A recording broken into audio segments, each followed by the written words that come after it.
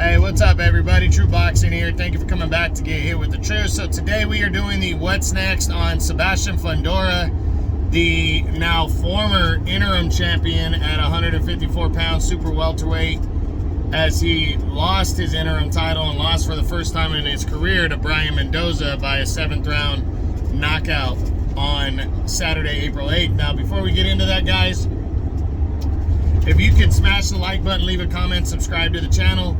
I really do appreciate any support I can get. If you don't like what I'm doing, give me a thumbs down or leave a comment. Let me know why. I'm all about it. I will take any kind of criticism or whatever. It's all good feedback, positive feedback for me. So, back to Fundora. So, Fundora came up short, was pretty much dominating and winning the first 6 rounds without really any resistance. I mean, Mendoza would land a punch here and there, but it didn't seem like it really bothered Fundora. He kept pressing forward, but then he got caught with a wicked left hand that just took it out of him, and then a vicious right hand down the middle as it looked like he was already going down, and that right hand just cemented everything, and that was all she wrote. I mean, a huge upset and knockout victory for Brian Mendoza. And Fundora, definitely a tough one, definitely a big setback. He was already a widely avoided fighter, and it was already looking like it was going to take a while for him to get his title shot against Charlo. And now, I mean, it's just going to take even longer, but the big question is what's next for Fundora? Well, in these kind of fights, these optional defenses right here, most of the time there's a rematch clause in the contract. But you got to look at a rematch and be like, it depends on how the first fight went. So let's look at the Joe Joyce and Zhang fight, Zhang Zhali or Zhali, whatever his name is, the Chinaman that knocked out Joe Joyce. That one, I mean, if Joyce doesn't want to fight him absolutely next, I don't blame him, because Joyce was getting hit with some big shots, and he might want to shake that off, let his eye heal, but shake that off with, by going and getting a victory and then getting Zhang back in the ring, something of that nature. But to run back into it, hey, that might be a mistake. It might be recipe for disaster. But for Fundora, I don't believe that. I think a rematch makes sense right now, because he was dominating the first 6 rounds and he got caught.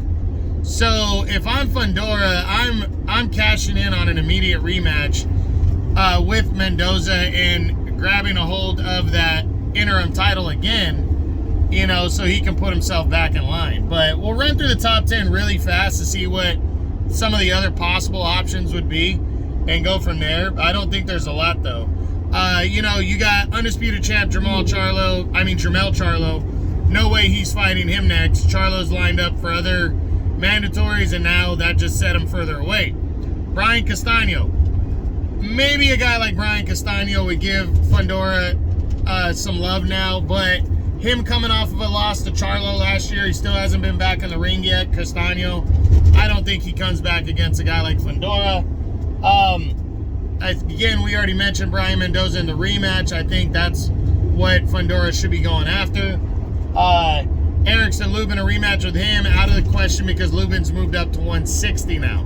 So unless Fundora is planning on doing that, I don't see him and Lubin. I wouldn't see them next anyways, but I just think it's really out of the question now. Tim Tszyu's not going to fight Fundora. Has positioned himself as the mandatory to Charlo. He's not going to take a risk against a guy like Fundora. Then Tony Harrison showdown now doesn't, he got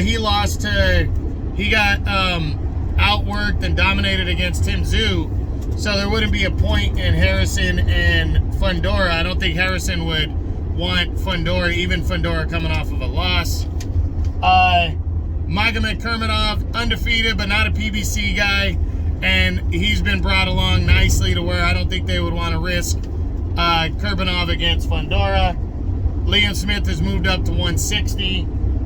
Danny Garcia, I don't think he would fight Fundora anytime. Just the size would be too much for Danny, so I don't see that one.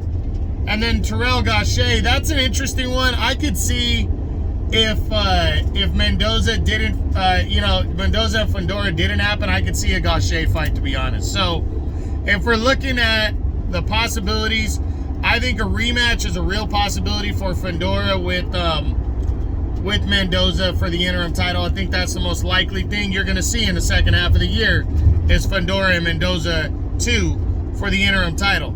Other options in the top 10, I really don't think there's many real ones. I think Terrell Gausha is probably your best option, and that's as my top 10 stands coming into the year right now. That's not an updated top 10 yet. So Fundora, I could see him and Gausha, just because Gausha has been more of the journeyman PBC fighter, like the gatekeeper type deal. I could see him showing some love in a fight with Fundora, because it would be a good payday for Gausha. Fundora is an attraction, so I could see that one. But outside of that, I think it would be just a straight up tune-up guy, setup opponent for Fundora to come back against. So there's those three options, and there's the outside option that Fundora moves the 160 to compete. I think that's very possible, but I don't think he's done at 154, and I think that would leave a really bad taste in his mouth, and maybe fight fans, if he bailed on 154 right now. So we'll see what happens, but that's it. That's what I got. That's my what's next on Sebastian Fundora, the former WBC interim super welterweight champ at 154, following a tough knockout loss to Brian Mendoza, where he lost the interim title. Hope you guys enjoyed the video. If you did, smash the like button, leave a comment, subscribe to the channel. I appreciate any and all support. This is True Boxing. You've been hit with the truth.